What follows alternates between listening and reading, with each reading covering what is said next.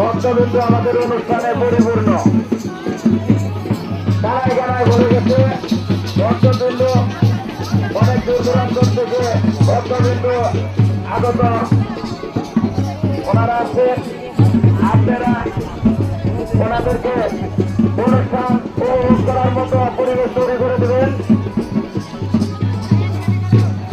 আমাদের যারা ভলেন্টিয়ার আছেন আপনারা ওনাদেরকে অনুষ্ঠান দেখার জন্য সুযোগ করে দেবেন।